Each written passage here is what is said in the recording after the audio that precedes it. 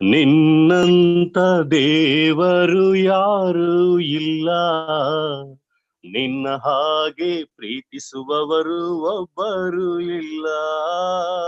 ನಿನ್ನಂತ ದೇವರು ಯಾರು ಇಲ್ಲ, ನಿನ್ನ ಹಾಗೆ ಪ್ರೀತಿಸುವವರು ಒಬ್ಬರು ಇಲ್ಲ. ಏಸಯ್ಯ ಏಸಯ್ಯ, ನೀನಿಲ್ಲದೆ ನಾನಿಲ್ಲಯ್ಯ. ಏಸಯ್ಯ ಏಸಯ್ಯ, ನೀನಿಲ್ಲದೆ ನಾನಿಲ್ಲಯ್ಯ. ನಿನ್ನಂತ ದೇವರು ಯಾರು ಇಲ್ಲ, ನಿನ್ನ ಹಾಗೆ ಪ್ರೀತಿಸುವವರು ಒಬ್ಬರು ಇಲ್ಲ. ಪಾಪದ ಮರಣದಲ್ಲಿ ಇದ್ದಂತ ನನ್ನ ಪ್ರೀತಿ ಮಾಡಿ ಪ್ರಾಣ ಕೊಟ್ಟು ಬದುಕಿಸಿದೆ ದೇವಾ. ಪಾಪದ ಮರಣದಲ್ಲಿ ಇದ್ದಂತ ನನ್ನ ಪ್ರೀತಿ ಮಾಡಿ ಪ್ರಾಣ ಕೊಟ್ಟು ಬದುಕಿಸಿದೆ ದೇವಾ. ನಿನ್ನ ಕೃಪೆ ಶಾಶ್ವತ ಎಂದೆಂದು ದೇವಾ, ನಿನ್ನ ಕೃಪೆ ಶಾಶ್ವತ ಎಂದೆಂದು ದೇವಾ. ನಿನ್ನ ಪ್ರೀತಿಯಿಂದ ನಾನು ಜೀವಿಸುವೆ ದೇವಾ, ನಿನ್ನ ಪ್ರೀತಿಯಿಂದ ನಾನು ಜೀವಿಸುವೆ ದೇವಾ. ಏಸಯ್ಯ ಏಸಯ್ಯ, ನೀನಿಲ್ಲದೆ ನಾನಿಲ್ಲಯ್ಯ. ಏಸಯ್ಯ ಏಸಯ್ಯ, ನೀನಿಲ್ಲದೆ ನಾನಿಲ್ಲಯ್ಯ. ನಿನ್ನಂತ ದೇವರು ಯಾರು ಇಲ್ಲ, ನಿನ್ನ ಹಾಗೆ ಪ್ರೀತಿಸುವವರು ಒಬ್ಬರು ಇಲ್ಲ. ನನ್ನಯ ಜೀವಿತವನ್ನು ತಿಳಿದಿರುವೆ ನೀನು, ನನ್ನ ಕುರಿತು ಹಿತವಾಗಿ ಚಿಂತಿಸುವೆ ನೀನು. ನನ್ನಯ ಜೀವಿತವನ್ನು ತಿಳಿದಿರುವೆ ನೀನು, ನನ್ನ ಕುರಿತು ಹಿತವಾಗಿ ಚಿಂತಿಸುವೆ ನೀನು. ನಿನ್ನ ಕರದಿ ಹಿಡಿದು ನನ್ನ ನಡೆಸಿರುವೆ ದೇವಾ, ನಿನ್ನಯ ಕರದಿ ಹಿಡಿದು ನನ್ನ ನಡೆಸಿರುವೆ ದೇವಾ. ನನ್ನ ಸಹಾಯ ನನ್ನ ಬಂಡೆ ನೀನೇ ಏಸಯ್ಯ, ನನ್ನ ಸಹಾಯ ನನ್ನ ಬಂಡೆ ನೀನೇ ಏಸಯ್ಯ. ಏಸಯ್ಯ ಏಸಯ್ಯ,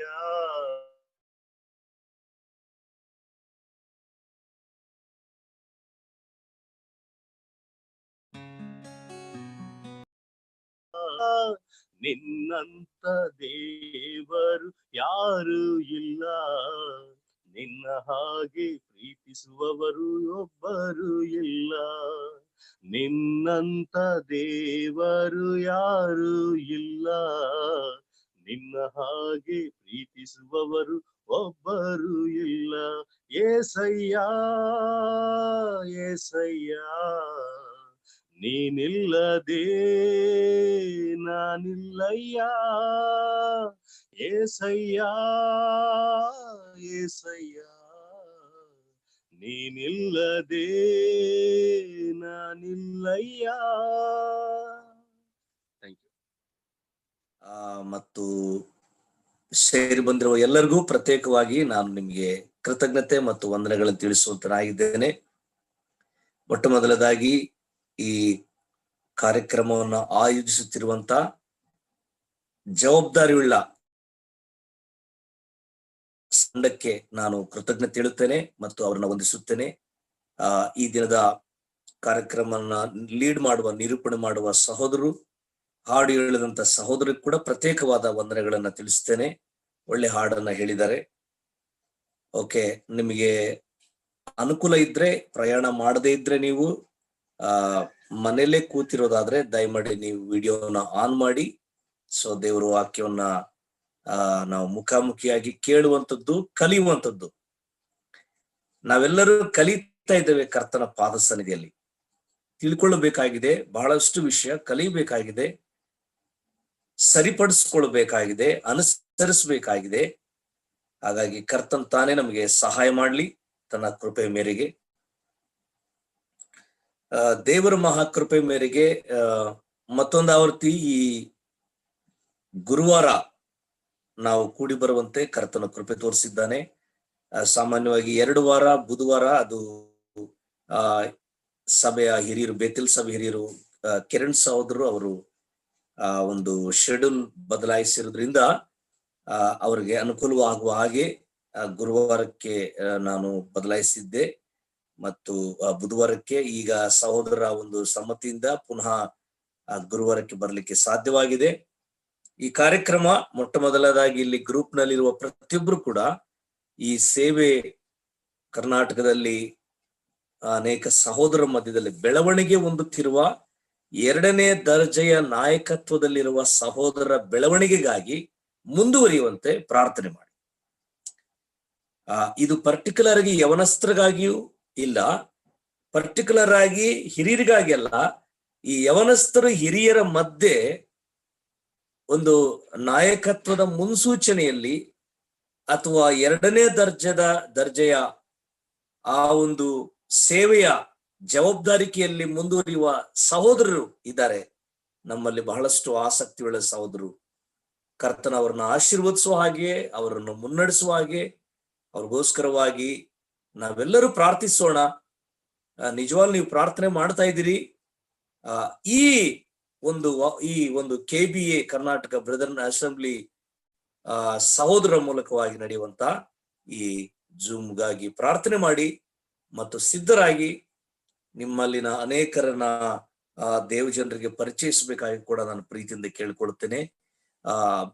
ಬೇರೆ ಬೇರೆ ಕೂಟಗಳ ವಿಷಯದಲ್ಲಿ ನಾನು ಕೂಡ ಅನೇಕರಿಗೆ ಬೇರೆ ಇತರ ಹಿರಿಯರ ದೇವರ ಸೇವಕರ ಸಂದೇಶದ ಲಿಂಕ್ ಅನ್ನ ಕಳಿಸ್ಕೊಡ್ತಾ ಇದ್ದೇನೆ ಮತ್ತು ನನಗೆ ಅನುಕೂಲ ಇದ್ದಾಗ ನಾನು ಜಾಯಿನ್ ಆಗ್ತಾ ಇದ್ದೇನೆ. ಕೆಲವು ಸಾರಿ ಅನಾನುಕೂಲ ಆಗ್ತದೆ, ಯಾಕಂದ್ರೆ ನಮ್ಮ ಸಭೆಯಲ್ಲಿ ಈಗಾಗಲೇ ಕೂಟಗಳು ಸೇವೆ ಎಲ್ಲ ಪ್ರಾರಂಭವಾಗಿದೆ ಮತ್ತು ವಿಸಿಟಿಂಗ್ ಕಾರ್ಯಕ್ರಮಗಳು ಪ್ರಯಾಣಗಳು ಇರೋದ್ರಿಂದ ಕೆಲವು ಸಾರಿ ನಾನು ಈ ಮೀಟಿಂಗ್ ಜಾಯಿನ್ ಆಗಕ್ ಆಗ್ತಾ ಇಲ್ಲ. ಸೊ ಕರ್ತನ ಅನುಕೂಲ ಪಡಿಸಿದಾಗ ಖಂಡಿತವಾಗ್ಲೂ ನನಗೆ ಬಹಳ ಸಂತೋಷ ಇದೆ ಈ ಒಂದು ಮೀಟಿಂಗ್ಗಳಿಗೆ ಜಾಯಿನ್ ಆಗೋದಕ್ಕಾಗಿ. ಸೊ ಕರ್ತನ ನಮ್ಮ ನಡೆಸಲಿ. ಹಗ್ಗಾಯನ ಪ್ರವಾದನೆ ಗ್ರಂಥದ ಮೂಲಕವಾಗಿ ಕೆಲವು ವಿಷಯಗಳು ನಾವು ಕೆಲವು ವಾರಗಳಿಂದಲೂ ನಾವು ಧ್ಯಾನ ಮಾಡ್ತಾ ಬರ್ತಾ ಇದ್ದೇವೆ ಮತ್ತು ಕಲಿತಾ ಇದ್ದೇವೆ. ಈ ಗ್ರಂಥದಲ್ಲಿ ಸುಮಾರು 2 ಅಧ್ಯಾಯ ಇರೋದು, ಆದ್ರೆ ಅನೇಕ ವಿಷಯಗಳನ್ನ ದೇವರು ನಮಗೆ ಕಲಿಸ್ಕೊಡ್ತಾ ಇದ್ದಾನೆ. ಸೊ ದೇವರು ಯಾರಿಗೆ ಕಲಿಸ್ಕೊಡ್ಲಿಕ್ಕೆ ಇಷ್ಟಪಡ್ತಾನೆ ಅದು ನಮಗೆ ತಿಳಿದಿರ್ಬೇಕು. ಯಾರಿಗೆ ಕಲಿಸುವುದಕ್ಕೆ ಇಷ್ಟಪಡ್ತಾನೆ, ಯಾರು ಕಲಿಯುವುದಕ್ಕಾಗಿ ಆಸಕ್ತರಾಗಿದ್ದಾರೋ ಅವರಿಗೆ ಕಲಿಸುವುದಕ್ಕೆ ಇಷ್ಟಪಡ್ತಾನೆ. ಉಪಾಧ್ಯಾಯರು, ಶಿಕ್ಷಕರು ಯಾರಿಗೆ ಕಲಿಸ್ತಾರೆ ಪ್ರಿಯರೇ? ಕಲಿಯುವುದಕ್ಕೆ ಆಸಕ್ತಿ ಉಳ್ಳವರಿಗೆ. ವಿದ್ಯೆ ಯಾರಿಗೆ ಅಗತ್ಯ ಇರ್ತದೋ ಗುರುಗಳು ಅವ್ರಿಗೆ ಕಲಿಸ್ಲಿಕ್ಕೆ ಪ್ರಯತ್ನ ಮಾಡ್ತಾರೆ. ಸೊ ನಾವೆಲ್ಲರೂ ಕಲಿಯೋದಕ್ಕಾಗಿ ವಿದ್ಯಾರ್ಥಿಗಳಾಗಿ ಶಿಷ್ಯರಾಗಿ ಕರ್ತನ ಪಾದ ಸನ್ನಿಧಿಯಲ್ಲಿ ಕುಳಿತುಕೊಳ್ಳೋಣ. ನಾವು ಕಲಿಯೋಣ ಆಸಕ್ತಿಯಿಂದ. ದೇವರು ತಾನೇ ನಮಗೆ ಗುರುವಾಗಿ, ಬೋಧಕನಾಗಿ, ಉಪಾಧ್ಯಾಯನಾಗಿದ್ದಾನೆ ಪ್ರಿಯರೇ. ಈ ಒಂದು ಧ್ಯಾನಕ್ಕಾಗಿ ನಾನೊಂದು ಚಿಕ್ಕ ಪ್ರಾರ್ಥನೆ ಮಾಡಿಕೊಳ್ಳುತ್ತೇನೆ. ಪ್ರೀತಿಯುಳ್ಳ ಸ್ವಾಮಿ, ನಿನಗೆ ಸ್ತೋತ್ರ ಸಲ್ಲಿಸ್ತೇವೆ. ಈ ಜೂಮ್ ನಲ್ಲಿ ಕೂಡಿ ಬಂದಿರುವ ದೇವ ಜನರಿಗಾಗಿ ಸ್ತೋತ್ರ. ನಿನ್ನ ಪಾದ ಸಮಕ್ಷಮದಲ್ಲಿ ನಾವು ಕಲಿಯುವಾಗ, ಕೇಳುವಾಗ ನಿನ್ನ ಆತ್ಮನ ನಡೆಸುವಿಕೆ ನಮಗೆ ಅನುಗ್ರಹಿಸಿಕೊಡು. ಈ ವಾಕ್ಯವು ಎಲ್ಲೆಲ್ಲಿ ಸಾರಲ್ಪಡುತ್ತದೋ ಅಲ್ಲಿಯೂ ಕೂಡ ಪವಿತ್ರಾತ್ಮನ ನಡೆಸಲ್ಪಡುವಿಕೆಯಿಂದ ಅವರು ಕೂಡ ಕೇಳಿ ಬಲಹೊಂದಲಿಕ್ಕಾಗುವಂತೆ ಸಹಾಯ ಮಾಡಬೇಕಾಗಿ, ಈ ಗ್ರಂಥದಲ್ಲಿರುವ ನಮಗೆ ತಿಳಿದಿರುವ ಸತ್ಯಗಳನ್ನು ನಿನ್ನ ಆತ್ಮನ ಮೂಲಕ ನಮಗೆ ತಿಳಿಯಪಡಿಸಿ ಬೋಧಿಸಬೇಕಾಗಿ ಯೇಸು ಕ್ರಿಸ್ತನ ಹೆಸರಿನಲ್ಲಿ ಬೇಡಿ ಹೊಂದಿದ್ದೇವೆ ನಮ್ಮ ತಂದೆಯೇ, ಆಮೆನ್.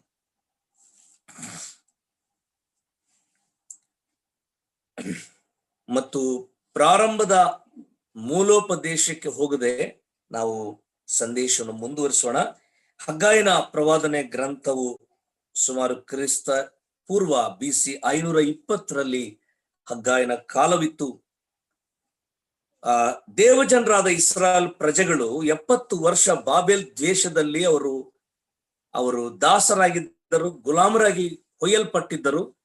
ಯೆರೆಮೀಯನ ಪ್ರವಾದಿಯ ಬಾಯಿಂದ ಹೇಳಲ್ಪಟ್ಟ ಮಾತಿನ ಆಧಾರದ ಮೇರೆಗೆ ಪಾರಸಿ ಅರಸನಾದ ಕೋರೋಷನ ಕಾಲದಲ್ಲಿ 70 ವರ್ಷ ಕಳೆದ ನಂತರ ಅವರು ಶೂಷನ್ ಕೋಟೆ, ಅಂದ್ರೆ ಪಾರಸಿಯರು ಆಳುವಾಗ ಶೂಷನ್ ಕೋಟೆ ಎಂಬ ರಾಜಧಾನಿಯನ್ನು ಮಾಡಿಕೊಂಡಿದ್ರಿಂದ ಶೂಷನ್ ಕೋಟೆಯಿಂದ ಅವರಿಗೆ ಬಿಡುಗಡೆಯಾಯಿತು. ದೇವ ಪ್ರಜೆಗಳು ಸುಮಾರು ಕಾನಾನ್ ದೇಶಕ್ಕೆ ಪ್ರವೇಶ ಮಾಡಿ ಅವರು 15 ವರ್ಷಗಳ ತನಕ ಅವರಿಗೆ ಆಲಯವಿರಲಿಲ್ಲ. ಅನೇಕ ವರ್ಷಗಳು ಹಾಗೆ ಇದ್ರು. ಆದ್ರೆ ಈ ಹೆಜ್ರನು ಬಂದ ನಂತರ ಅವರಿಗೆ ಬಲಿಪೀಠವನ್ನು ಕಟ್ಟಿಕೊಟ್ಟಿದ್ರು, ಬಲಿಯರ್ಪಣೆ ಮಾಡ್ತಾ ಇದ್ರು. ಆಲಯವು ಇಲ್ಲದಿರುವ ಸಂದರ್ಭದಲ್ಲಿ ಪ್ರಜೆಗಳು ಬಹಳ ನಿರಾಶೆ ಹೊಂದಿದ್ರು ಮತ್ತು ಆಲಯಕ್ಕಾಗಿ ಅವರು ಅಸ್ಥಿವಾರವನ್ನ ಹಾಕಿ ಸುಮ್ಮನೆ ಹಾಗೆ ಬಿಟ್ಟಿದ್ರು. ಕಾರಣ, ಕಾನಾನ್ ದೇಶದಲ್ಲಿ ಈಗಾಗಲೇ ಇಸ್ರಾಯೇಲ್ರೊಂದಿಗೆ ಅನೇಕ ಅನ್ಯ ಜನಾಂಗಗಳು ಒಕ್ಕುಬಳಕೆ ಮಾಡಿ ಅಥವಾ ಸಂಬಂಧಗಳನ್ನು ಬೆಳೆಸಿ ಅನ್ಯ ಜನರೊಂದಿಗೆ ಮಿಶ್ರಿತರಾಗಿದ್ರು ಮತ್ತು ಸುತ್ತಮುತ್ತಲ ಅನ್ಯ ಜನಗಳು ಕೂಡ ಇಸ್ರಾಯೇಲರ ಮನಸ್ಸನ್ನ ಕೆಡಿಸಿದ್ರಿಂದ ಮತ್ತು ಇಸ್ರಾಯೇಲರಿಗೆ ಆ ಧಾರ್ಮಿಕ ಮನೋಭಾವನೆಗಳು ಅವರು ಸಾಯಿಸಿಕೊಂಡಿದ್ರಿಂದ ಆಲಯದ ಕಡೆ ಅವರಿಗೆ ಅಭಿಮಾನವೂ ಬರಲಿಲ್ಲ ಮತ್ತು ಆಸಕ್ತಿ ಕೂಡ ಬರಲಿಲ್ಲ. ಸೊ ಈ ಎಲ್ಲಾ ಬೆಳವಣಿಗೆಗಳಲ್ಲಿ ಆಲಯವನ್ನು ಕಟ್ಟಲಿಕ್ಕೆ ಅವರಿಗೆ ಬಹಳಷ್ಟು ಅಭ್ಯಂತರವಾಗಿತ್ತು. ಅನಂತರ ಜರುಬ್ಬಾಬೆಲ್ ಮತ್ತು ಹಗ್ಗಾಯನ ಪ್ರೇರೇಪಣೆ ಮೂಲಕವಾಗಿ ಜನರು ಆಲಯವನ್ನು ಕಟ್ಟಲಿಕ್ಕೆ ಪ್ರಾರಂಭಿಸ್ತಾರೆ. ಪ್ರಾರಂಭಿಸಿದಾಗ ಆಲಯವು ಅರ್ಧಕ್ಕೆ ನಿಂತು ಹೋಗ್ತದೆ ಪ್ರೇರೆ, ಯಾಕಂದ್ರೆ ಅಲ್ಲಿ ಅನೇಕ ಅಡ್ಡಿಗಳು ಉಂಟಾದವು. ಜರುಬ್ಬಾಬೆಲ್ ಮತ್ತು ಹಗ್ಗಾಯಿ ಅವರು ಸ್ವಲ್ಪ ಅಧೈರ್ಯಗೊಂಡರು, ಜನಾಧಿಪತಿಗಳು ಕೂಡ ಅಧೈರ್ಯಗೊಂಡರು. ಅವರನ್ನ ಧೈರ್ಯಪಡಿಸಿ ಉತ್ತೇಜಿಸಿ ಪ್ರೇರೇಪಿಸಲು ಹಗ್ಗಾಯನು ವಿಶೇಷವಾದ ವಾಕ್ಯವನ್ನು ದೇವರು ಯೆಹೋವನಿಂದ ಪಡ್ಕೊಂಡನು. ಪ್ರೇರೆ, ನಮ್ಮಲ್ಲಿ ಅನೇಕ ಸಾರಿ ನಾವು ಕುಗ್ಗಿ ಹೋಗಿರುವಾಗ, ಬಲಹೀನರಾಗಿರುವಾಗ, ದೇವರ ಕೆಲಸಗಳ ವಿಷಯದಲ್ಲಿ, ಆರಾಧನೆ ವಿಷಯದಲ್ಲಿ, ಸೇವೆ ವಿಷಯದಲ್ಲಿ ನಿರಾಶೆಗೊಂಡಿರುವಾಗ ನಮ್ಮನ್ನು ಸಂತೈಸುವುದು, ಬಲಪಡಿಸುವುದು, ಉತ್ತೇಜನ ಪಡಿಸುವುದು ಈ ಪ್ರಪಂಚದಲ್ಲಿ ದೇವರ ವಾಕ್ಯ ಮಾತ್ರ ಪ್ರೇರೆ. ಯಾವಾಗ ವಾಕ್ಯದ ಹತ್ರ ನಾವು ದೀನರಾಗಿ ಬರುತ್ತೇವೋ, ತಗ್ಗಿದವರಾಗಿ ಬರುತ್ತೇವೋ, ಆತನ ಪಾದ ಸಮಕ್ಷಮಕ್ಕೆ ನಾವು ಬಯಸ್ತೇವೋ, ನಾವು ಖಂಡಿತವಾಗ್ಲೂ ಬಲ ಹೊಂದುತ್ತೇವೆ, ನಾವು ಉತ್ತೇಜನವನ್ನು ಪಡೆಯುತ್ತೇವೆ. 1ನೇ ಅಧ್ಯಾಯ 15ನೇ ವಚನದಲ್ಲಿ ಅವರು ಜನರನ್ನು ಪ್ರೇರೇಪಿಸಲು ಎಂಬುದಾಗಿ ಬರೆಯಲ್ಪಟ್ಟಿದೆ. ಅದರ ವಿಷಯದಲ್ಲಿ ನಾವು ಧ್ಯಾನ ಮಾಡಿದ್ದೇವೆ ಪ್ರೇರೇಪಣೆ ಕುರಿತಾಗಿ. 2ನೇ ಅಧ್ಯಾಯ 4ನೇ ವಚನದಲ್ಲಿ ಯೆಹೋಶುವ ಮತ್ತು ಜರುಬ್ಬಾಬೆಲ್ ಮತ್ತು ಜನಾಧಿಪತಿಗಳಿಗೆ ಹೇಳುವಂತ ಒಂದು ಮಾತು, ನೀವು ಧೈರ್ಯವಾಗಿರ್ರಿ, ನೀವು ಧೈರ್ಯವಾಗಿರ್ರಿ. ಜರುಬ್ಬಾಬೆಲ್ನು ದೇಶಾಧಿಪತಿಯಾಗಿದ್ದನು ಆ ಸಂದರ್ಭದಲ್ಲಿ, ಆಲಯ ಕಟ್ಟೋ ಸಂದರ್ಭದಲ್ಲಿ. ಅಂದ್ರೆ ಈಸ್ ಎ ಸೆಕ್ಯುಲರ್ ಲೀಡರ್ ಕೂಡ ಆಗಿದ್ದ, ಒಬ್ಬ ಸಾಮಾಜಿಕ ನಾಯಕನಾಗಿದ್ದ ಮತ್ತು ಒಬ್ಬ ಆತ್ಮೀಕವಾದ ನಾಯಕನು ಕೂಡ ಆಗಿದ್ದ, ಅಥವಾ ನಾಯಕತ್ವ ವಹಿಸಿದ್ದ ಈ ಜರುಬ್ಬಾಬೆಲ್. ಸೊ ಅವರಿಗೆ ಹಗ್ಗಾಯನ ಮೂಲಕವಾಗಿ ಹೇಳುವಂತ ಮಾತು, ಜರುಬ್ಬಾಬೆಲ್ನೇ ಈಗ ಧೈರ್ಯವಾಗಿರು, ಯೆಹೋಶುವನೇ ಈಗ ಧೈರ್ಯವಾಗಿರು. ಅಂದ್ರೆ ಅವರು ಧೈರ್ಯವನ್ನ ಕೆಡಿಸಿಕೊಂಡಿದ್ರು ಅಥವಾ ಧೈರ್ಯ ಕಳ್ಕೊಂಡಿದ್ರು ಪ್ರೇರೆ. ದೇವರ ಕೆಲಸದಲ್ಲಿ, ದೇವರ ಕಾರ್ಯದಲ್ಲಿ ಅಥವಾ ಸಭಾ ಸೇವೆಯಲ್ಲಿ ಧೈರ್ಯವು ಬಹಳ ಪ್ರಾಮುಖ್ಯ ಪ್ರೇರೆ. ಅಪೊಸ್ತಲನಾದ ಪೌಲನು ತಿಮೋಥಿಯನಿಗೆ ಬರೀತಾನೆ, ನಾವು ಹೊಂದಿರುವಂತ ಆತ್ಮವು ಅದು ಹೇಡಿತನದ ಆತ್ಮವಲ್ಲ, ಬಲ, ಪ್ರೀತಿ, ಶಿಕ್ಷಣಗಳ ಆತ್ಮ. ತಿಮೋಥಿಯನಿಗೆ ಬರೆದ ಪತ್ರಿಕೆ 1ನೇ ಅಧ್ಯಾಯ 3ನೇ ವಚನದಲ್ಲಿ ಓದುವಾಗ ನೋಡಿ, 2ನೇ ತಿಮೋಥಿ 1:7ನೇ ವಚನ, ದೇವರು ನಮಗೆ ಕೊಟ್ಟಿರುವ ಆತ್ಮವು ಬಲ, ಪ್ರೀತಿ, ಶಿಕ್ಷಣ ಆತ್ಮೆ ಹೊರತು ಏಡಿತನದ ಆತ್ಮವಲ್ಲ. ಅಂದ್ರೆ ದೇವರ ಕೆಲಸಗಳಿಗಾಗಿ, ದೇವರ ಸೇವೆಗಾಗಿ ಅಥವಾ ದೇವರ ಕಾರ್ಯಗಳಿಗಾಗಿ ನಾವು ತೀರ್ಮಾನಿಸಿ, ನಾವು ಒಪ್ಪಿಕೊಂಡು, ನಾವು ಹೆಜ್ಜೆ ಇಟ್ಟು ಮುಂದಾಗಿ ಬಂದು ಅನಂತರ ಹಿಂಜರಿದು, ಅನಂತರ ನನಗೆ ಬೇಡ ಎಂಬುದಾಗಿ ಹೇಳಿ, ನನಗೀಗ ಮನಸ್ಸಿಲ್ಲ, ನಾನೀಗ ಕೊಡೋದಿಲ್ಲ ಅಥವಾ ನಾನು ಇದನ್ನು ಮಾಡೋದಿಲ್ಲ ಅಂತ ಹೇಳಿ ಹಿಂಜರಿಯುವುದಕ್ಕೆ ನಾವು ಹೇಡಿತನದ ಆತ್ಮವನ್ನು ಹೊಂದಲಿಲ್ಲ. ನೋಡಿ ಎಷ್ಟು ಸ್ಪಷ್ಟವಾಗಿ ಬರೆಯಲ್ಪಟ್ಟಿದೆ. ನಾವು ಹೊಂದಿರುವ ಆತ್ಮವು ಬಲ, ಪ್ರೀತಿ, ಶಿಕ್ಷಣಗಳ ಆತ್ಮ. ಆ ಆತ್ಮನು ನಮಗೆ ನೋಡಿ, ಯೇಸು ಕ್ರಿಸ್ತನು ಹೊರಟೋಗೋದಕ್ಕಿಂತ ಆರೋಹಣನಾಗೋದಕ್ಕಿಂತ ಮೊದಲು ಅಪೊಸ್ತಲ ಕೃತ್ಯಗಳು 1ನೇ ಅಧ್ಯಾಯ 8ನೇ ವಚನದಲ್ಲಿ ಆ ಬೆತ್ಸಾಯಿದ ಪಟ್ಟಣ ಪ್ರದೇಶದ ಆ ಒಲಿವ ಮರಗಳ ಗುಡ್ಡಗಳ ಮೇಲೆ ಆತ ನಿಂತ್ಕೊಂಡಿರ್ತಾನೆ ಪ್ರೇರೆ. ಅಲ್ಲಿ ಒಂದು ಲಾಸ್ಟ್ ಸೆಷನ್, ಕಡೆಯ ಒಂದು ಪ್ರಸ್ತಾಪ ಏನಂದ್ರೆ, ಅವ್ರಿಗೆ ಹೇಳಿದ್ದು ವಾಕ್ಯಗಳು, ನಾವು ಅದನ್ನ ಸುವಾರ್ತೆಗಳು ಓದ್ತೇವೆ, ಆದ್ರೆ ಲೂಕನು ಅಪೊಸ್ತಲ ಕೃತ್ಯಗಳು ಅದನ್ನ ಪ್ರಸ್ತಾಪಿಸ್ತಾನೆ.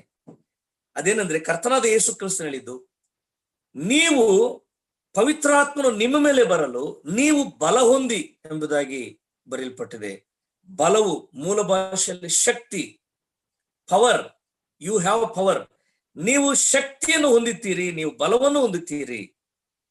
ನಾವು ಆ ಮಾತನ್ನು ನೋಡುವಾಗ ನಾವು ಯೋಹಾನ್ ಬರೆದ ಸ್ವಾರ್ತೆ ಮತ್ತು ಲೂಕನ್ ಬರೆದ ಸ್ವಾರ್ತೆ ಕಡೆ ಅಧ್ಯಾಯಗಳಲ್ಲಿ ಆತನು ಪುನರುತ್ಥಾನವು ಆಗದಕ್ಕಿಂತ ಮೊದಲು ಶಿಲುಬೆಗೆ ಏರಿಸಿದ ನಂತರ ಅವತ್ತಿನಿಂದ ಶಿಷ್ಯರು ಯಾರು ಕೂಡ ಹೊರಗೆ ಬರಲಿಲ್ಲ. ಅವರೆಲ್ಲರೂ ಬಾಗಿಲಾಗಳಾಕೊಂಡು ಮತ್ತು ನೆಲಮಾಳಿಗೆಯಲ್ಲಿ ರಹಸ್ಯವಾಗಿರ್ತಿದ್ರು ಪ್ರೇರೆ.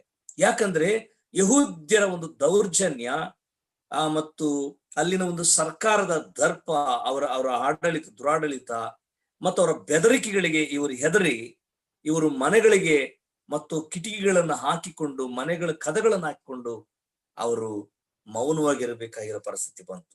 ಅಲ್ಲಿ ಸ್ವಲ್ಪ ಅಂಜಿಕೆ ಮತ್ತು ಭಯ, ಭೀತಿ ಅವರನ್ನ ಕಾಡ್ತಾ ಇತ್ತು ಪ್ರೇರೆ. ಕರ್ತನಾದ ಯೇಸು ಕ್ರಿಸ್ತನು ಅವರಿಗೆ ಪ್ರತ್ಯಕ್ಷನಾಗಿ ಹೇಳುವಂತ ಮಾತು, ನಿಮಗೆ ಸಮಾಧಾನವಾಗ್ಲಿ. ಅಂದ್ರೆ ಭಯ ಮತ್ತು ಭೀತಿ ಇರೋರಿಗೆ ಏನು ಕಳ್ಕೊಳ್ತಾರ? ಅವರು ಏನ್ ಕಳ್ಕೊಳ್ತಾರೆ? ಮೊದಲು ಸಮಾಧಾನ ಕಳ್ಕೊಳ್ತಾರೆ. ಭಯ, ಭೀತಿ, ಹೆದರಿಕೆ ಈ ಉಳ್ಳವರು ಸಮಾಧಾನ ಕಳ್ಕೊಳ್ತಾರೆ ಪ್ರೇರೆ.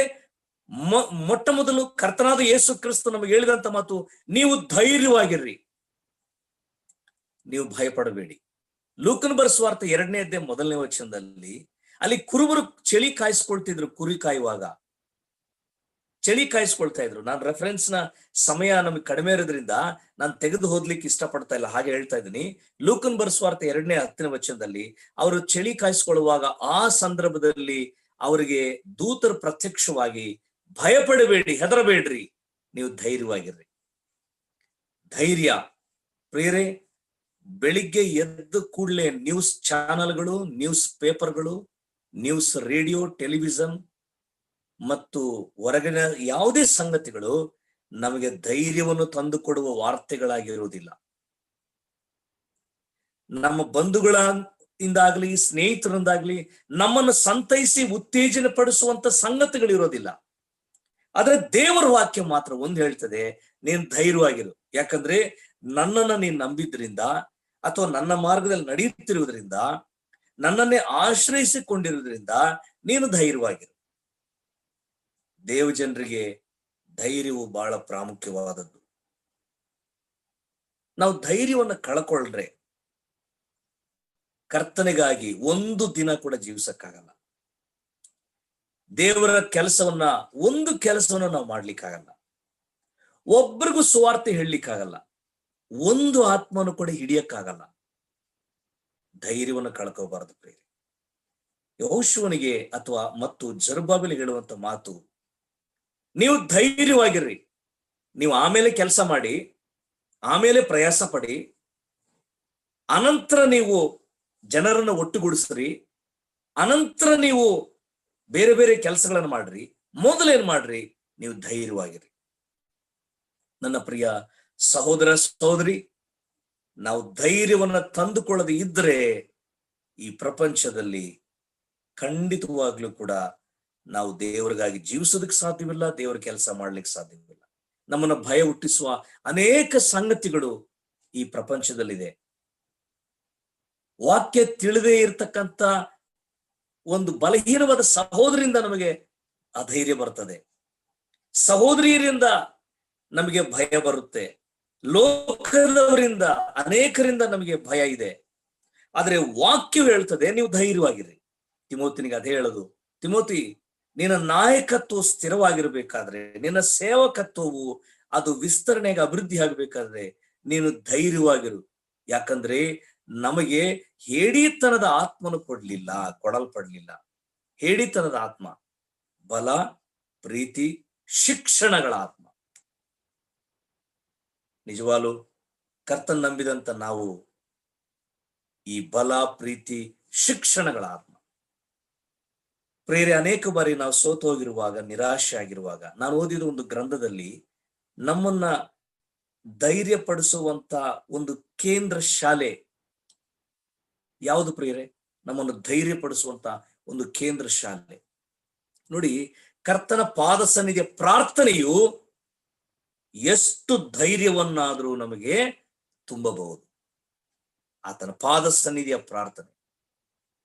ಪ್ರಾರ್ಥನೆ ಮಾಡುವವರು ಹೆದರೋದಿಲ್ಲ, ಭಯಪಡೋದಿಲ್ಲ.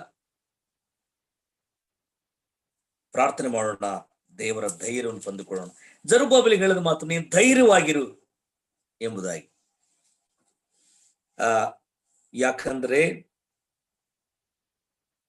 ನಾವು ಎಲ್ಲಿವರೆಗೂ ಹೇಡಿಗಳಾಗಿ ಅಥವಾ ಹೆದರಿಕೆ ಉಳ್ಳವರಾಗಿ ಇರ್ತೇವೋ ಅಲ್ಲಿವರೆಗೂ ಲೋಕದ ಶಕ್ತಿಗಳು ನಮ್ಮನ್ನ ಎದುರಿಸ್ತಲೇ ಇರ್ತೇವೆ ಪ್ರಿಯರೇ.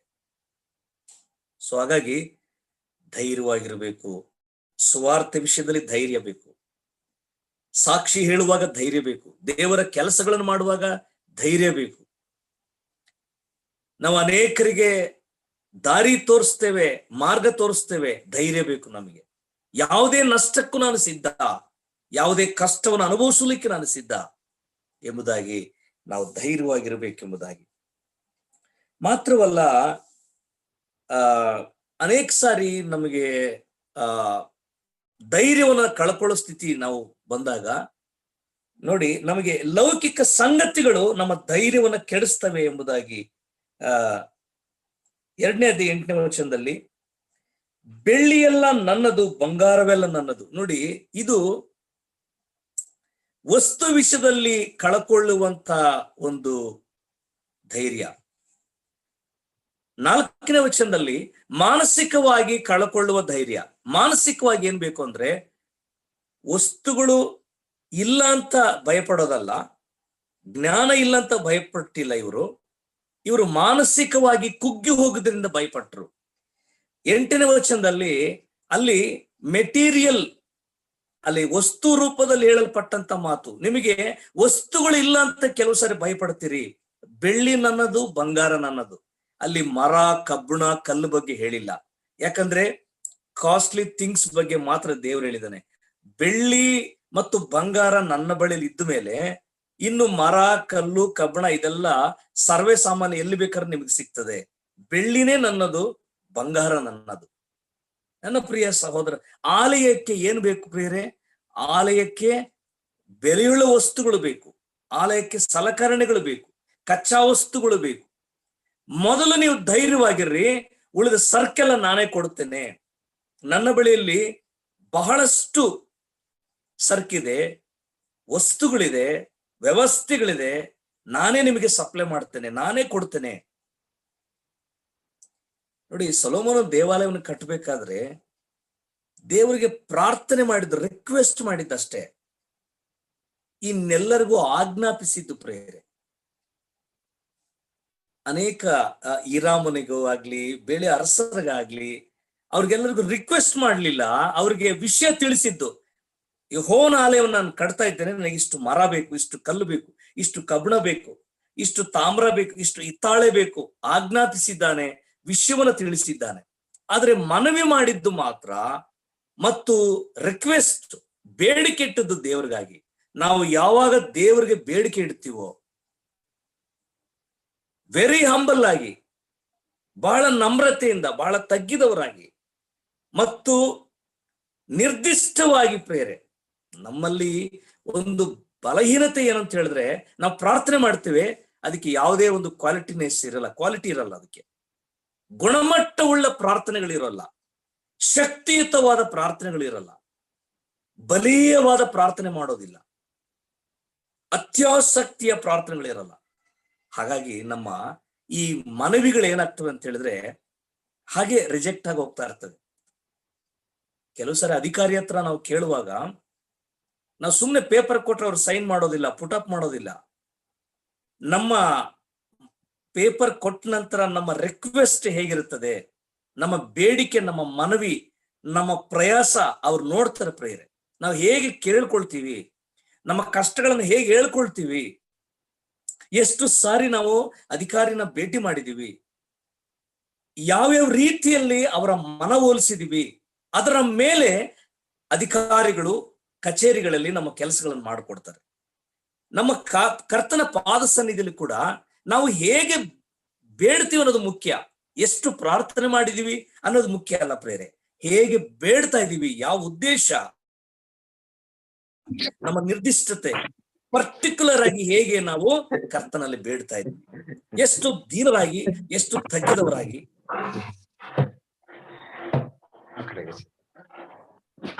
ಯಾಕೋಬನು ಶೆಕೆಮಿಗೆ ಬರ್ತಾ ಇರ್ಬೇಕಾದ್ರೆ ತನ್ನ ಅಣ್ಣನಾದ ಏಸಾವನನ್ನ ಭೇಟಿ ಮಾಡ್ಬೇಕು ಪ್ರೇರೆ. ಅನೇಕ ವರ್ಷಗಳಿಂದ ಏಸಾವನಿಗೂ ಇಸಾಕನಿಗೂ ಯಾಕೋಬನು ಮೋಸ ಮಾಡಿದ್ದ. ಅದು ಅವನ ಮನಸ್ಸಿನಲ್ಲಿ ಕಾಡ್ತಾ ಇತ್ತು. ಈಗ ಅಪಾರ ಆಸ್ತಿಯನ್ನು ಹೊಂದಿದ್ದಾನೆ ಯಾಕೋಬನು. ಆ ಭೇಟಿ ಮಾಡೋ ಸಂದರ್ಭದಲ್ಲಿ ಅವನಿಗೆ ಒಂದು ಭಯ ಕಾಡ್ತದೆ. ಏನ್ ಭಯ? ಪ್ರಾಣದ ಭಯ, ಜೀವದ ಭಯ. ನನ್ನ ಅಣ್ಣನು ಹಳೇ ವಿಷಯಗಳನ್ನೆಲ್ಲ ನೆನಪು ಮಾಡ್ಕೊಂಡು ನನ್ನನ್ನು ಕೊಂದು ಹಾಕ್ಬೋದು, ನನ್ನ ಹೆಂಡತಿ ಮಕ್ಕಳು ಅನಾಥರಾಗ್ತಾರೆ, ನನ್ನ ಆಸ್ತಿ ಎಲ್ಲ ನಷ್ಟ ಆಗ್ತದೆ ಅಂತ ಹೇಳಿ ಆ ಹೆಬ್ಬೊಕ್ಕು ಹೊಳೆಯಲ್ಲಿ ಆ ರಾತ್ರಿ ಎಲ್ಲ ದೇವರ ಮುಂದೆ ತಗ್ಗಿದವನಾಗಿ ಬೇಡ್ತಾನೆ, ಆತನ ಪಾದವನ್ನು ಹಿಡಿತಾನೆ. ಪ್ರಯಾಣವನ್ನು ಬೆಳೆಸಲಿಲ್ಲ. ನಾವು ಅನೇಕ ಸಾರಿ ಪ್ರಾರ್ಥನೆಗೆ ಬಹಳಷ್ಟು ವಿಷಯ ಇರ್ತದೆ, ಕೆಲಸ ಮಾಡ್ತಾನೆ ಇರ್ತೀವಿ, ಪ್ರಯಾಣ ಮಾಡ್ತಾ ಇರ್ತೀವಿ. ಪ್ರಯಾಣವನ್ನು ನಿಲ್ಲಿಸಿ ಪ್ರಾರ್ಥನೆ ಮಾಡಿದನು ಪ್ರೇರೆ. ಪ್ರಯಾಣವನ್ನು ನಿಲ್ಲಿಸಿದ್ದಾನೆ. ಕರ್ತನ ಪಾದವನ್ನು ಹಿಡಿಯುವಾಗ ಉಳಿದೆಲ್ಲ ಕೆಲಸಗಳನ್ನ ಬದಿಗೊತ್ತೋಣ, ಸಪರೇಟ್ ಮಾಡೋಣ, ಕರ್ತನ ಪಾದ ಸನ್ನಿಧಿಗೆ ಅವಕಾಶ ಕೊಡೋಣ. ನಿರ್ದಿಷ್ಟವಾದ ಪ್ರಾರ್ಥನೆ, ಬಲೀಯವಾದ ಪ್ರಾರ್ಥನೆ. ಸಭೆಯು ಅಪೊಸ್ತಲರ ಕೃತ್ಯಗಳ 12ನೇದಲ್ಲಿ ಅತ್ಯಾಸಕ್ತಿಯಿಂದ ಪ್ರಾರ್ಥನೆ ಮಾಡುತ್ತೆ ಅಂತ ಬರೆಯಲ್ಪಟ್ಟಿದೆ. ಲೂಕನ ಬರೆಸುವಾರ್ತೆ 18ನೇದಲ್ಲಿ ಆ ಬಡವಿದುವೆ ಹೇಗೆ ಪ್ರಾರ್ಥನೆ ಮಾಡಿದ್ಲು ಪ್ರೇರೆ? ಈಕೆ ಬಂದು ಪದೇ ಪದೇ ನನ್ನನ್ನ ಕಾಡುತ್ತಿರುವುದರಿಂದ ಈಕೆ ನ್ಯಾಯವನ್ನು ನಾನು ತೀರಿಸ್ತೇನೆ ಅಂತೇಳಿ ಸ್ವಾಮಿ ಹೇಳಿದ್ದಾರೆ. ಪದೇ ಪದೇ ಪದೇ ಪದೇ ಬೆಳಿಗ್ಗೆ ಎದ್ದುಕೊಳ್ಳೆ ಅದರ ಪ್ರಾರ್ಥನೆ, ಮಧ್ಯಾಹ್ನ ಪ್ರಾರ್ಥನೆ, ಸಾಯಂಕಾಲ ಸಂಧ್ಯಾ ನೈವೇದ್ಯದ ಸಮಯದಲ್ಲಿ ಪ್ರಾರ್ಥನೆ, ರಾತ್ರಿಯ ಪ್ರಾರ್ಥನೆ. ಪ್ರತಿ ಪ್ರಾರ್ಥನೆಯಲ್ಲಿ ಕೂಡ ದೀನತೆ, ವಿಧೇಯತೆ, ತಗ್ಗಿಸುವಿಕೆ, ಒಪ್ಪಿಕೊಳ್ಳುವಿಕೆ. ಒಪ್ಪಿಕೊಳ್ಳೋದೇನು? ಬಲಹೀನತೆಗಳನ್ನು, ದುಡುಕಿ ಮಾಡಿದ್ದನ್ನು, ಕೊರತೆಗಳನ್ನು ಒಪ್ಪಿಕೊಳ್ಳುವುದು.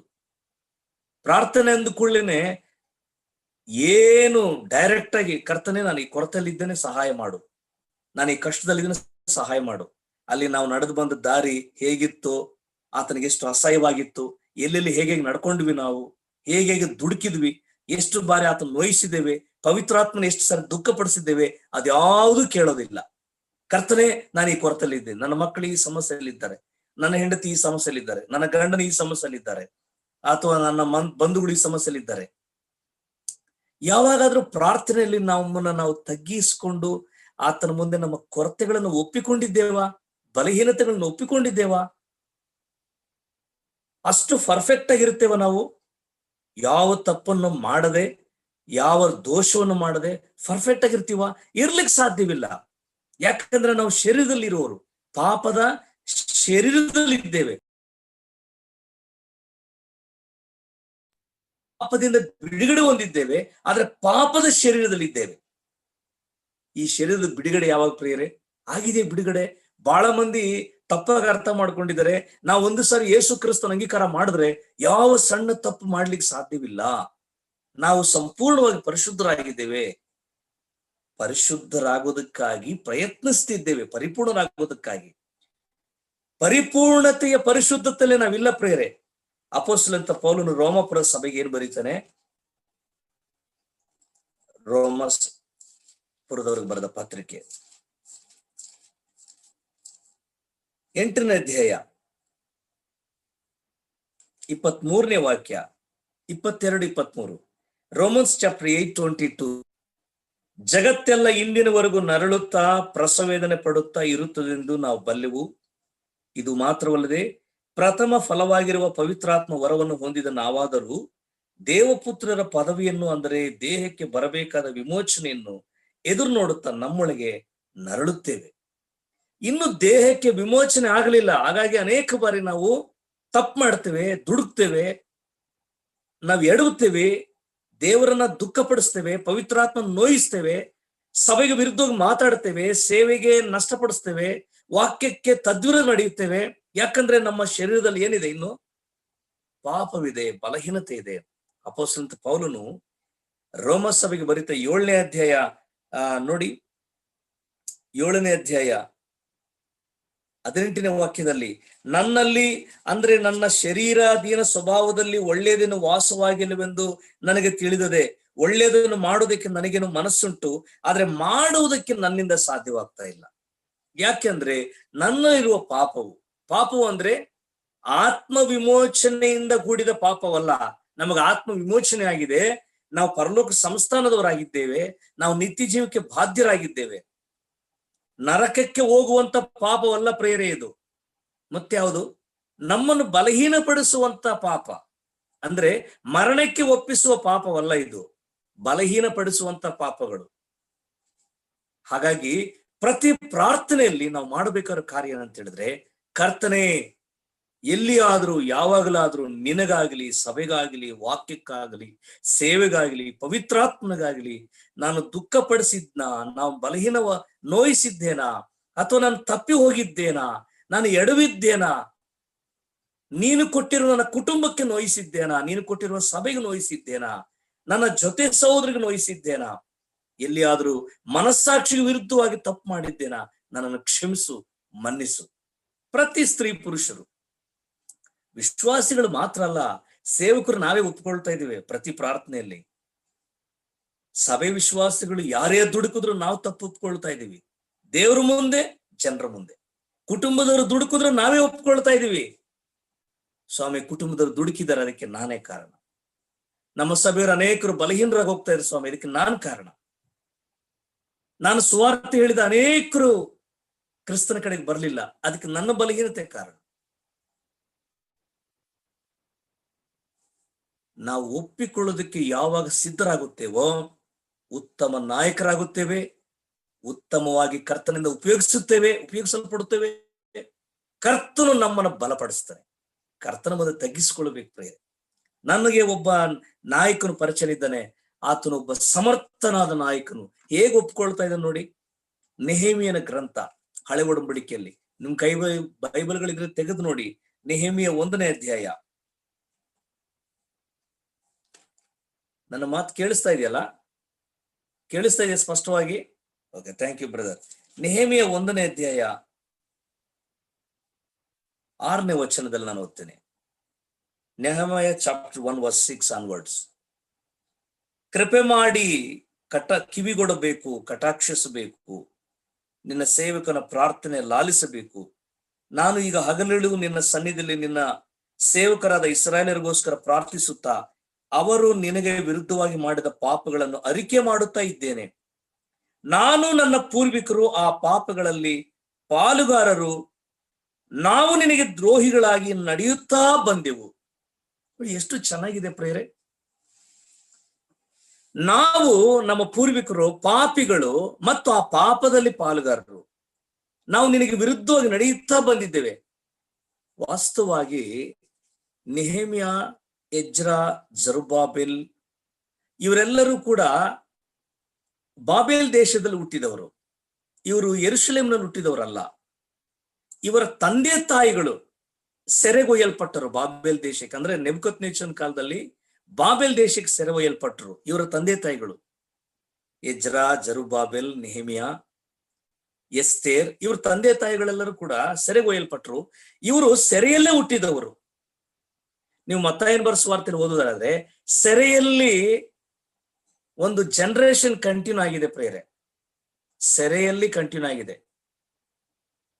ಯೇಸು ಕ್ರಿಸ್ತನ ವಂಶಾವಳಿಯು ಸೆರೆಗೋದ್ರೂ ಕೂಡ ಕಟ್ಟಾಗ್ಲಿಲ್ಲ, ಅದು ಏನಾಗ್ಲಿಲ್ಲ, ವಿಂಗಡವಾಗ್ಲಿಲ್ಲ.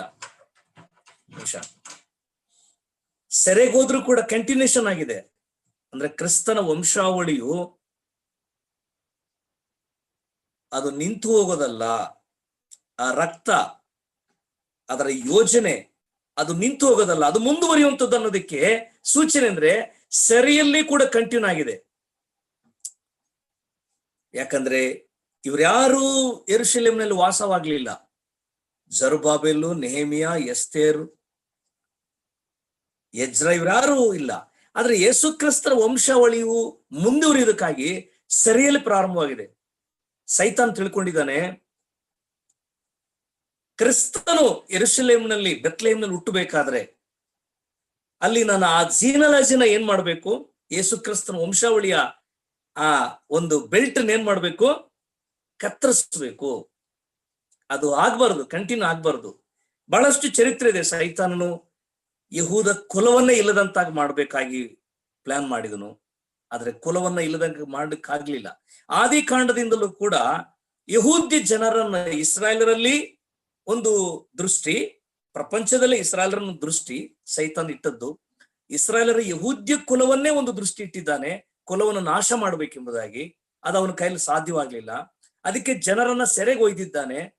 ಅಲ್ಲಿ ಜನರೇಷನ್ ಡಿವೈಡ್ ಮಾಡಕ್ಕೆ, ಅಂದ್ರೆ ಕುಲವು ಮುಂದುವರಿಬಾರ್ದಲ್ಲ, ಯಹೂದ ಕುಲದಿಂದಲೇ ಕ್ರಿಸ್ತನ್ ಬರ್ಬೇಕಾಗಿತ್ತು. ಸೊ ಅದು ಪ್ರಾಪರ್ಟಿಕಲ್ ವರ್ಡ್, ಪ್ರವಾದನೆ ಮುಖಾಂತರವಾಗಿ ಯಹೂದ ಕುಲದಿಂದಲೇ ಬರಬೇಕು. ಆದ್ರೆ ಯಹೂದ್ಯ ಕುಲವನ್ನೇ ಸೆರೆಗೊಯ್ದಿದ್ದು. ಇಸ್ರಾಯೇಲರು ಯಾರು 70 ವರ್ಷಗಳ ಕಾಲ ಸೆರೆಗೊಯ್ಲಿಲ್ಲ.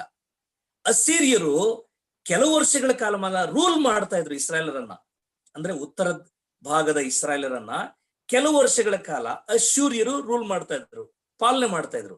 ಆದ್ರೆ ಸೆರೆಗೊಯ್ಯಲ್ಪಡ್ಲಿಲ್ಲ ಇಸ್ರಾಯೇಲರನ್ನ. ನಾವು ಅನೇಕ ಸಾರಿ ಮಾತಾಡುವಾಗ, ಬೈಬಲ್ ಸ್ಟಡಿ ಮಾಡುವಾಗ ಇಸ್ರಾಯೇಲರೆಲ್ಲರೂ ಸೆರೆಗೆ ಒಯ್ದ್ಬಿಟ್ರು ಬಾಬೆಲ್ ದೇಶಕ್ಕೆ ಅಂತೇಳಿ ಪ್ರಸಂಗ ಮಾಡ್ತೀವಿ. ಅವರು ಇಸ್ರಾಯೇಲರೆಲ್ಲರೂ ಒಯ್ಯಲ್ಪಡ್ಲಿಲ್ಲ. ಯಹೂದ್ಯ ಕುಲವನ್ನು ಮಾತ್ರ ಪರ್ಟಿಕ್ಯುಲರ್ ಆಗಿ ಸೆರೆಗೆ ಒಯ್ದಿದ್ದು. ಯಾಕಂದ್ರೆ ಕಾನಾನ್ ದೇಶದ ದಕ್ಷಿಣ ಭಾಗ ಅಂದ್ರೆ ಕೆಳಭಾಗದಲ್ಲಿ ಯೆರೂಸಲೇಮಿನಲ್ಲಿ ಯಹೂದ್ಯ ಮತ್ತು ಬೆನ್ಯಾಮಿನ್ 2 ಕುಲಗಳು ಮಾತ್ರ ಆಳ್ವಿಕೆ ಮಾಡ್ತಿದ್ವು.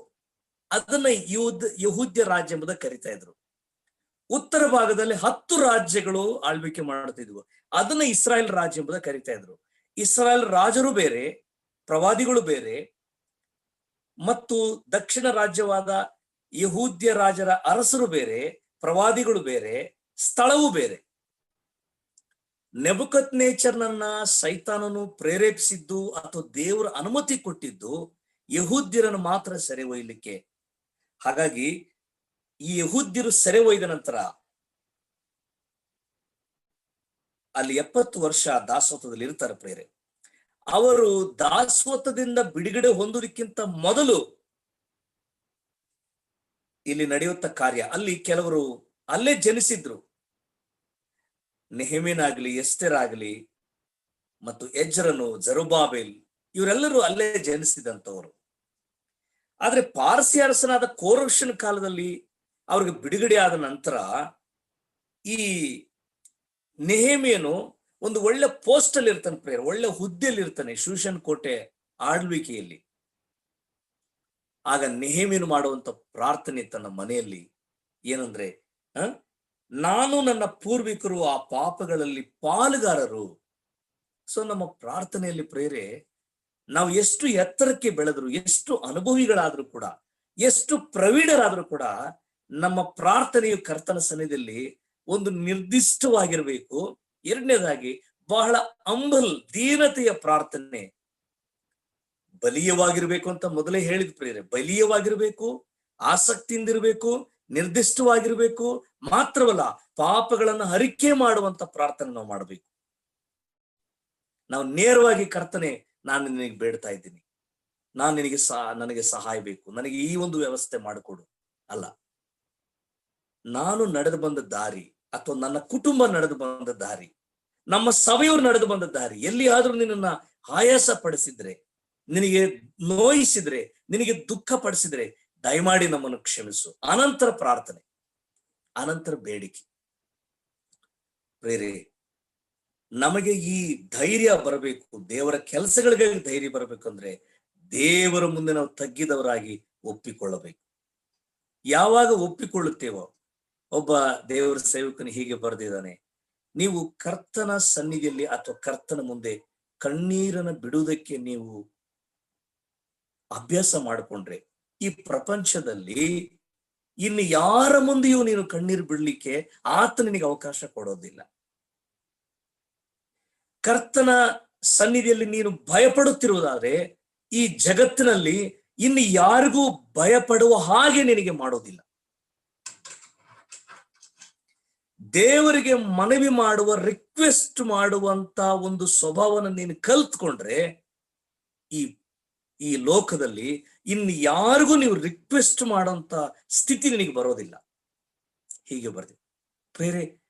ನಾವು ಯಾವಾಗ ದೇವರ ಸನ್ನಿಧಿಯಲ್ಲಿ ಕಲಿಯುವುದಕ್ಕಾಗಿ, ಕೇಳಿಕೊಳ್ಳುವುದಕ್ಕಾಗಿ, ರಿಕ್ವೆಸ್ಟ್ ಮಾಡೋದಕ್ಕಾಗಿ, ತಗ್ಗಿಸಿಕೊಳ್ಳುವುದಕ್ಕಾಗಿ, ಕಣ್ಣೀರು ಬಿಡುವುದಕ್ಕಾಗಿ ನಾವು ಮನಸ್ಸು ಮಾಡಲ್ಲ, ಆಗ ಪ್ರತಿಯೊಬ್ಬರ ಬಳಿಯಲ್ಲಿ ನಾವು ತಗ್ಗಿದವರಾಗಿ ಹೋಗ್ಬೇಕು. ಅಧಿಕಾರಿಗಳ ಹತ್ರ, ವೈದ್ಯರ ಹತ್ರ, ಬೇರೆ ಬೇರೆ ಹತ್ರ ಕಣ್ಣೀರು ಬಿಡಬೇಕು, ಬಂಧುಗಳ ಹತ್ರ, ಸ್ನೇಹಿತರ ಹತ್ರ. ಸಾಮಾನ್ಯವಾಗಿ ನಾವು ದೇವರ ಹತ್ರ ಕಣ್ಣೀರು ಬಿಡೋದಿಲ್ಲ. ಸಭೆಗಾಗಿ ಕಣ್ಣೀರು ಬಿಡೋದಿಲ್ಲ, ಸೇವೆಗಾಗಿ, ನಮ್ಮ ಆತ್ಮೀಯ ಜೀವಿತಕ್ಕಾಗಿ ಕಣ್ಣೀರು ಬಿಡೋದಿಲ್ಲ, ಅಥವಾ ನಮ್ಮ ಸಭೆಯವರ ಬಲಹೀನರಾದ್ರೆ ಸೇವೆಗಾಗಿ, ದೇವರ ಸೇವಕರಿಗಾಗಿ ಕಣ್ಣೀರು ಬಿಡೋದಿಲ್ಲ.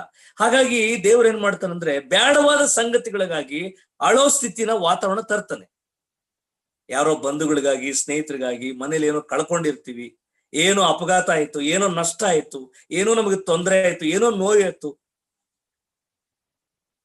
ಬೇರೆ ಯಾವಾಗ್ಲೂ ಕರ್ತನ ನಿಮಿತ್ತವಾಗಿ ನಾವು ಜೀವನವನ್ನ, ಒಂದು ಸಮರ್ಪಿತವಾದ ಜೀವನ ಮಾಡ್ತಾ ಇದ್ರೆ ನಾವು ಅಷ್ಟು ಸುಲಭವಾಗಿ ಆಯಾಸಗೊಳ್ಳುವುದಕ್ಕೆ ಸ್ವಾಮಿ ನಮಗೆ ಅನುಮತಿ ಕೊಡೋದಿಲ್ಲ.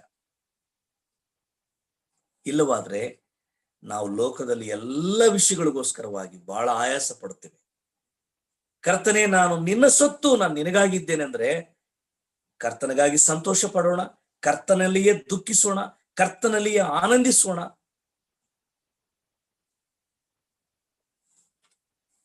ನಾವು ಸ್ವಾಮಿ ಹೇಳುವಂತ ಮಾತು, ನೀವು ಧೈರ್ಯವಾಗಿರ್ರಿ, ಯಾಕಂದ್ರೆ ಬೆಳ್ಳಿ ನನ್ನದು, ಬಂಗಾರ ನನ್ನದು. ಮಾನಸಿಕವಾದ ಧೈರ್ಯ ಮತ್ತು ವಸ್ತು ವಿಷಯದಲ್ಲಿ ಅವ್ರಿಗಿರುವಂತ ಕೊರತೆ ಬಂದು ನೀನು ಭಯಪಡ್ತೀಯನೋ, ನಾನು ನಿನಗೆ ಸಂಗಡಿದ್ದೇನೆ. ಬೆಳ್ಳಿ ನನ್ನದು, ಬಂಗಾರ ನನ್ನದು. ಯಾಕೆ ದುಡ್ಡು ನನ್ನದಂತ ಹೇಳಿಲ್ಲ ಪ್ರಿಯರೇ?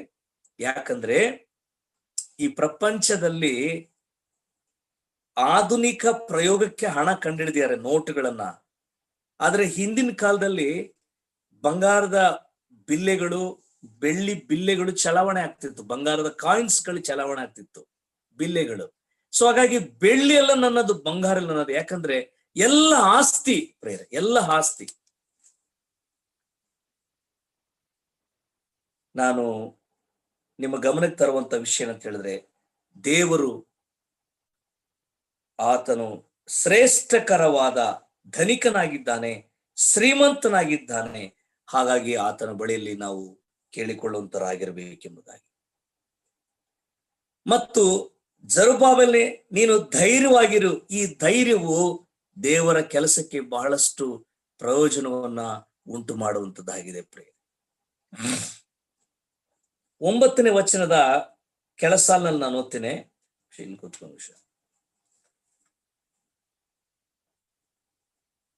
ಈ ಸ್ಥಳದಲ್ಲಿ ಸಮಾಧಾನವನ್ನ ಅನುಗ್ರಹಿಸುವೆನು. ಈ ಸ್ಥಳದಲ್ಲಿ ಸಮಾಧಾನವನ್ನ ಅನುಗ್ರಹಿಸುವೆನು. ನೀವು ಧೈರ್ಯವಾಗಿರ್ರಿ ಮತ್ತು ನಾನು ಈಗ ಸಮಾಧಾನ ಕೊಡುತ್ತೇನೆ. ಈ 1ನೇ ಅಧ್ಯಾಯದಲ್ಲಿ 5ನೇ ವಚನದಿಂದ 9ನೇ ವಚನ ತನಕ ಹೇಳುವಾಗ ಅಲ್ಲಿ ಧೈರ್ಯದ ಮಾತುಗಳಿಲ್ಲ, ಮತ್ತು 9ರಿಂದ 11ನೇ ವಚನ ತನಕ ಮಾತಾಡುವಾಗ ದೇವರು ಅಲ್ಲಿ ಸಮಾಧಾನದ ಮಾತುಗಳಿಲ್ಲ. ಸಮಾಧಾನ ಇದೆಯಾ ಪ್ರಿಯರೇ? 10ನೇ ವಚನ, ನಿಮ್ಮ ನಿಮಿತ್ತವೇ ಆಕಾಶವು ಇಬ್ಬನಿಯನ್ನು ತಡೆದು ಬಿಟ್ಟಿದೆ, ಭೂಮಿಯು ತನ್ನ ಫಲವನ್ನು ನಿಲ್ಲಿಸಿ ಬಿಟ್ಟಿದೆ, ದೇಶ, ಬೆಟ್ಟ, ಧಾನ್ಯ, ದ್ರಾಕ್ಷರಸ, ಎಣ್ಣೆ, ಭೂಮಿ ಉತ್ಪತ್ತಿ, ಮನುಷ್ಯ, ಪಶು, ನಾನಾ ಕೈ ದುಡಿತ ಇವುಗಳೆಲ್ಲ ಆಲುದೇಶ ತಂದಿದ್ದೇನೆ ಅಂದ್ರೆ ನಿಮಗಿರೋ ಸಮಾಧಾನವನ್ನು ತೆಗೆದು ಹಾಕಿದ್ದೇನೆ ಅಂತ ಅರ್ಥ. ಬೇರೆ ದೇವರು ಈಗ ನನಗೆ ಸಮಾಧಾನ ಕೊಟ್ಟಿದ್ದಾನೆ ಎಂಬುದಾಗಿ ನಾವು ಹೇಳಲಿಕ್ಕೆ ಯಾವಾಗ ಹೇಳಕ್ ಸಾಧ್ಯ? ನಾವು ದೇವರಿಗೆ ನನಗೆ ಸಮಾಧಾನ ಕೊಟ್ಟಿದ್ದಾನೆ ಅಂತ ಹೇಳಿ ಯಾವಾಗ ಹೇಳಕ್ ಸಾಧ್ಯ? ಯಾವಾಗಂದ್ರೆ ನಾವು ಎಲ್ಲ ಕೆಲಸಗಳನ್ನ ನಮಗೆ ಅದು ಅನುಕೂಲವಾದಾಗ ಮಾತ್ರ ನಮಗೆ ಸಮಾಧಾನ. ಅದಕ್ಕೆ ರೋಮಾಪುರದ ಬರೆದ ಪತ್ರಿಕೆ 8:28 ವಚನದಲ್ಲಿ ದೇವರ ಸಂಕಲ್ಪದ ಮೇರೆಗೆ ಕರೆಯಲ್ಪಟ್ಟು ಆತನನ್ನು ಪ್ರೀತಿಸುವರ ಹಿತಕ್ಕಾಗಿ ಎಲ್ಲ ಕಾರ್ಯಗಳು ಅನುಕೂಲವಾಗುತ್ತವೆ. ಅನುಕೂಲವಾದಾಗ ಮಾತ್ರ ನಮಗೆ ಸಮಾಧಾನ, ಅನಾನುಕೂಲವಾದಾಗಲ್ಲ.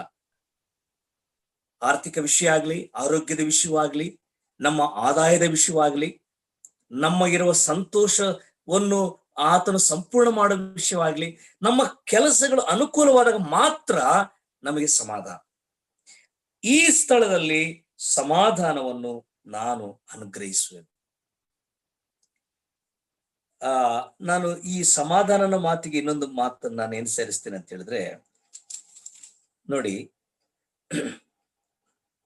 2ನೇ ಅಧ್ಯಾಯ 4ನೇ ವಚನದ ಮಧ್ಯಭಾಗದಲ್ಲಿ ಈ ಧೈರ್ಯಗೊಂಡು ಕೆಲಸ ನಡೆಸ್ರಿ ಅನ್ನೋ ಕೆಳಗೆ ಮಾತೇನಿದೆ, ನಾನು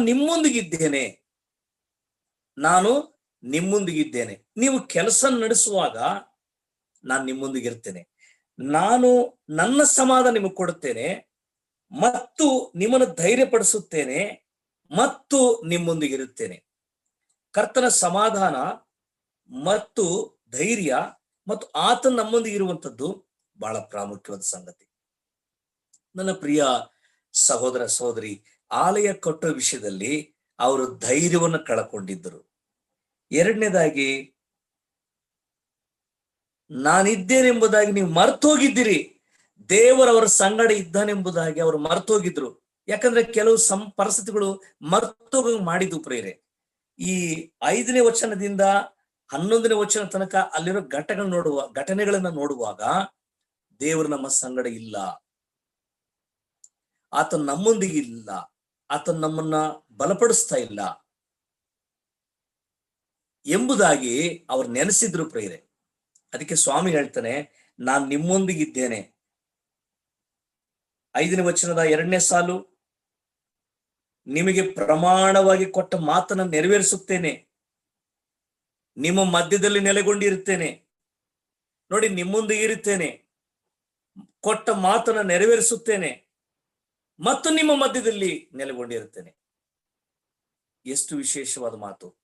ಆತನಿಗೆ ಕಿವಿಗುಟ್ಟಿದ್ದಕ್ಕೆ, ಆತನ ಕೆಲಸಕ್ಕೆ ಕೈ ಹಾಕಿದ್ದಕ್ಕೆ, ಆತನ ಯೋಜನೆಯನ್ನ ಪೂರೈಸಿಕೊಳ್ಳುತ್ತಿರುವುದಕ್ಕೆ ಮತ್ತು ಆತನ ಮಾತನ್ನ ಕೇಳುವುದಕ್ಕೆ ಇಷ್ಟಪಟ್ಟಿದ್ದಕ್ಕೆ ಕರ್ತನು ಕೊಡುವಂತ ಆಶ್ವಾಸನೆ ಮತ್ತು ವಾಗ್ದಾನ, ನಿರೀಕ್ಷೆಯ ಭರವಸೆಗಳು ಎಷ್ಟು ಪ್ರೇರೆ. ನಾನು ನಿಮ್ಮೊಂದಿಗಿದ್ದೇನೆ, ನೀವು ಧೈರ್ಯವಾಗಿರ್ರಿ, ನಾನು ನಿಮ್ಮೊಂದಿಗಿದ್ದೇನೆ ಮತ್ತು ಕೊಟ್ಟ ಮಾತನ್ನು ನೆರವೇರಿಸುತ್ತೇನೆ ಮತ್ತು ನಿಮ್ಮ ಮಧ್ಯದಲ್ಲಿ ಇರುತ್ತೆ. 9ನೇ ವಚನದಲ್ಲಿ ಕೆಳಸಾಲಲ್ಲಿ ನಿಮಗೆ ಸಮಾಧಾನವನ್ನು ಕೊಡುತ್ತೇನೆ. ಎಷ್ಟು ಅಭಯ ಮಾತುಗಳು ಪ್ರಿಯರೇ. ದೇವರ ಕೆಲಸಕ್ಕೆ ಕೈ ಹಾಕಿದಂತ ಜರುಬ್ಬಾಬೆಲ್, ಯೆಹೋಶುವ ಮತ್ತು ಜನಾಧಿಪತಿಗಳಿಗೆ ಅಭಯ ಹಸ್ತ. ಆದ್ರೆ 1ನೇ ವಚನದಲ್ಲಿ ಆ ಮಾತುಗಳಿರ್ಲಿಲ್ಲ. ನಾನು ನಿಮ್ಮ ಸಂಗಡ ಇರೋದಿಲ್ಲ, ನಿಮಗೆ ಸಮಾಧಾನ ಕೊಡೋದಿಲ್ಲ, ನಿಮ್ಮನ್ನು ಧೈರ್ಯ ಪಡಿಸೋದಿಲ್ಲ ಮತ್ತು ನಿಮಗೆ ಯಾವ ಕಾರ್ಯಗಳು ಅನುಕೂಲ ಪಡಿಸೋದಿಲ್ಲ. ಅಂದ್ರೆ ಕೆಲಸ ಅವರು ನಡೆಸುವುದಕ್ಕೆ ಪ್ರಾರಂಭಿಸಿದಾಗ, ನೋಡಿ, ಇನ್ನೂ ಆಲಯ ಪೂರ್ತಿ ಆಗ್ಲಿಲ್ಲ ಪ್ರೇರೆ, ಕೆಲಸವನ್ನ ನಡೆಸ್ರಿ, ಅವ್ರು ಕೈ ಹಾಕ್ತಾರೆ ಕೆಲಸಕ್ಕೆ. 1ನೇ ವಚನದ ಕೆಳಭಾಗದಲ್ಲಿ ಆಲಯದ ಕೆಲಸಕ್ಕೆ ಕೈ ಹಾಕಿದ್ರು ಅಷ್ಟೇ, ಕೆಲಸ ಪೂರ್ತಿ ಆಗ್ಲಿಲ್ಲ. ಅಲ್ಲಿ ಕೆಲಸ ಪೂರ್ತಿ ಆಗೋದಕ್ಕೆ ಮೊದಲೇ ನೋಡಿ, ನೀವು ಮನೆ ಕಟ್ಲಿಕ್ಕೆ ಅಥವಾ ಯಾವುದೋ ಒಂದು ಬಿಲ್ಡಿಂಗ್ ಕಟ್ಲಿಕ್ಕೆ ನೀವು ಲೋನ್ಗಾಗಿ ಗವರ್ಮೆಂಟ್ಗೆ ಅಪ್ಲೈ ಮಾಡುವಾಗ ಅವ್ರು ಹೇಳ್ತಾರೆ, ನೀವು ಅಸ್ಥಿವಾರ ಹಾಕಿ ಫೌಂಡೇಶನ್ ಹಾಕಿದ ಮೇಲೆ ಆ ಫೋಟೋವನ್ನ ನೀವು ತೆಗೆದುಕೊಂಡು ಬನ್ನಿ, ಫೌಂಡೇಶನ್ ಎಷ್ಟು ಖರ್ಚಾಗಿದೆಯೋ ಅಮೌಂಟ್ ರಿಲೀಸ್ ಮಾಡ್ತೀವಿ. ನೆಕ್ಸ್ಟ್ ಅಮೌಂಟ್ ಯಾವಾಗ ಲೋನ್ ಅಂದ್ರೆ, ನೀವು ಸ್ವಲ್ಪ ಅರ್ಧ ಗೋಡೆಯನ್ನು ಕಟ್ಟಿ ಅದರದ ಫೋಟೋ ತೆಕ್ಕೊಂಡು ಬನ್ನಿ. ಪೂರ್ತಿ ಹಣ ಯಾಕೆ ಕೊಡೋದಿಲ್ಲ ಸರ್ಕಾರದವ್ರು? ಯಾಕೆ ಕೊಡೋದಿಲ್ಲ ಪ್ರೇರೆ? ಪೂರ್ತಿ ಹಣ ಕೊಟ್ರೆ ಅವ್ರು ವ್ಯರ್ಥವಾಗಿ ಖರ್ಚು ಮಾಡ್ಕೊಬಿಡ್ತಾರೆ, ಕೆಲಸ ಮಾಡೋದಿಲ್ಲ. ಜನರನ್ನ ಸರ್ಕಾರ ಕೂಡ ನಂಬೋದಿಲ್ಲ, ಸರ್ಕಾರನ ಜನರೂ ನಂಬೋದಿಲ್ಲ. ಅಂದ್ರೆ ಹೀಗೆ ವ್ಯವಹಾರಗಳು ಹೋಗ್ಬೇಕು. ಅನೇಕ ಬಾರಿ ದೇವರು ಕೂಡ ನಮ್ಮನ್ನ ನಂಬೋದಿಲ್ಲ ಪ್ರೇರೆ. ಯಾಕಂದ್ರೆ ನಾವು ಅಷ್ಟು ನಂಬಿಗಸ್ತಿಕೆಯಲ್ಲಿ ಪರಿಪೂರ್ಣರಲ್ಲ. ಬಲಹೀನವಾದ, ನಮಗೆ ನಂಬಿಕೆ ಇದೆ, ಬಲಹೀನವಾದ ನಂಬಿಕೆ. ನಾವು ಬಲಹೀನರಾಗಿದ್ರಿಂದ ರಕ್ಷಣೆ ಬಲಹೀನವಾಗ್ಲಿಲ್ಲ, ನಮಗಿರುವಂತ ನೀತಿ ಬಲಹೀನವಾಗ್ಲಿಲ್ಲ, ನಮ್ಮ ಬಿಡುಗಡೆ ಬಲಹೀನತೆ ಅಲ್ಲ, ನಾವು ಬಲಹೀನರು. ಅನೇಕ ಸಾರಿ ಬಲಹೀನವಾದ ಪ್ರಾರ್ಥನೆ ಮಾಡುತ್ತೇವೆ, ಬಲಹೀನವಾದ ಸೇವೆ ಮಾಡುತ್ತೇವೆ, ಬಲಹೀನವಾದ ಪ್ರಸಂಗ ಕೊಡುತ್ತೇವೆ, ಬಲಹೀನವಾದ ಉಪಚಾರ ಮಾಡ್ತೇವೆ. ಶಕ್ತಿ ಮೀರಿ ಮಾಡ್ತೇವಾ? ಶಕ್ತಿ ಮೀರಿ ಮೆಕೆದೋನ್ಯ ಸಭೆಯವರು ಮಾಡಿದ ಹಾಗೆ ಶಕ್ತಿ ಮೀರಿ ಪ್ರಸಂಗ, ಶಕ್ತಿ ಮೀರಿ ಉಪಚಾರ, ಶಕ್ತಿ ಮೀರಿದ ಸೇವೆ. ನಮ್ಮ ಒಂದು ಸೇವೆಗಳಲ್ಲಿ, ನಮ್ಮ ಜೀವನದಲ್ಲಿ ಅನೇಕ ಬಲಹೀನತೆಗಳಿದೆ. ಸೊ ಹಾಗಾಗಿ ಅನೇಕ ಬಾರಿ ಸರ್ಕಾರ, ಬ್ಯಾಂಕ್ಗಳು ಏನ್ ಮಾಡ್ತಾವಂದ್ರೆ, ನೀವು ಕೆಲಸ ಮಾಡಿ ಅದರ ಛಾಯಾಚಿತ್ರವನ್ನು ತೋರಿಸಿ, ಫೋಟೋವನ್ನು ತೋರಿಸಿ, ಎಷ್ಟು ಕೆಲಸ ಮಾಡಿದಿರಿ ಅದರ ದಾಖಲಾತಿಯನ್ನು ತನ್ನಿ, ಹಣ ಬಿಡುಗಡೆ ಮಾಡ್ತೀವಿ. ಕರ್ತನು ಕೂಡ ಇವರು ಸ್ವಲ್ಪ ಕೆಲಸಕ್ಕೆ ಕೈ ಹಾಕಿದ್ರು, ಸ್ವಲ್ಪ ಕೆಲಸಕ್ಕೆ ಕೈ ಹಾಕಿದ್ದಕ್ಕೆ ಅವ್ರಿಗೆ ಎಷ್ಟು ಬೇಕು ಧೈರ್ಯ, ಅವ್ರಿಗೆ ಶಕ್ತಿ ಎಷ್ಟು ಬೇಕು, ಅವ್ರಿಗೆ ಬಲ ಎಷ್ಟು ಬೇಕು, ಅವರಲ್ಲಿ ಉಜ್ಜೀವನ ಎಷ್ಟು ತುಂಬಬೇಕು, ಉತ್ತೇಜನ ಎಷ್ಟು ತುಂಬಬೇಕು, ದೇವರು ಯೋಜಿಸಿ ಅದಕ್ಕೆ ಅವ್ರನ್ನ ಧೈರ್ಯ ಪಡಿಸ್ತಾ ಇದ್ದಾನೆ. 4ನೇ ವಚನದಲ್ಲಿ ಯೆಹೋವನು ಇಂತೆನ್ನುತ್ತಾನೆ, ಜೆರುಬ್ಬಾಬೆಲನೇ ನೀನ್ ಧೈರ್ಯವಾಗಿರು, ಯೆಹೋಶುವ ನೀನ್ ಧೈರ್ಯವಾಗಿರು, ಜನಾಧಿಪತಿಗಳೇ ನೀವು ಧೈರ್ಯವಾಗಿರ್ರಿ, ನಾನು ನಿಮ್ಮೊಂದಿಗಿದ್ದೇನೆ, ಕೊಟ್ಟ ಮಾತನ್ನು ನೆರವೇರಿಸುತ್ತೇನೆ, ನಿಮ್ಮ ಮಧ್ಯದಲ್ಲಿರುತ್ತೇನೆ, ನಿಮಗೆ ಸಮಾಧಾನವನ್ನು ಕೊಡುತ್ತೇನೆ. ಕರ್ತನಿಗಾಗಿ, ಕರ್ತನಿಗೋಸ್ಕರ, ಕರ್ತನಿಂದ ನಾವು ಮಾಡೋ ಯೋಜನೆ, ಕೆಲಸಗಳು, ಪ್ರಯಾಸಗಳು ಕರ್ತ ನೆರವೇರಿಸ್ತಾನೆ. ನಾವು ನಂಬಿಕೆಯಿಂದ ಇರೋಣ, ಭರವಸೆಯಿಂದ ಇರೋಣ, ಧೈರ್ಯದಿಂದ ಇರೋಣ. ಆತ ನಮ್ಮ ಮಧ್ಯದಲ್ಲಿದ್ದಾನೆ, ನಮ್ಮ ಸಂಗಡ ಇದ್ದಾನೆ. ಆದ್ರೆ ಒಂದು ಮಾತ್ರ ಸತ್ಯ, ದೇವರ ಮನಸ್ಸನ್ನ ಅರ್ಥ ಮಾಡಿಕೊಳ್ಬೇಕು. ಒಳಗ್ಬಿಡಪ್ಪ, ದೇವರು ಏನು ಮೆಚ್ಚುತ್ತಾನೋ ಅದನ್ನ ನಾವು ಮಾಡಬೇಕು. ದೇವರು ನೋಡಿ, ಈ ಈ ಈ ಕೈ ಹಾಕಿದ ಕೆಲಸವನ್ನು ಮೆಚ್ಚಿದ್ದಾನೆ. ಪ್ರೇಯರೆ, ಕೈ ಹಾಕಿದ ಕೆಲಸವನ್ನು ದೇವರು ಮೆಚ್ಚಿದ್ದಾನೆ. ದೇವರು ಮೆಚ್ಚುತ್ತಾನ ಇಲ್ವಾ, ಇದರ ಒಂದು ತಿಳುವಳಿಕೆ, ಅರಿವಿಕೆ ನಮಗೆ ಬೇಕು. ಅವರು ಕೈ ಹಾಕಿದ್ರಿಂದ ದೇವರು ಮೆಚ್ಚಿದ್ದಾನೆ. ನೋಡಿ,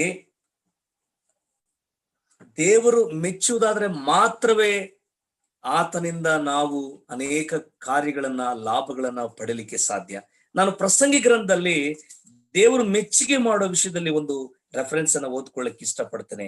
ಪ್ರಸಂಗಿ 2ನೇ ಅಧ್ಯಾಯ 26ನೇ ವಚನ.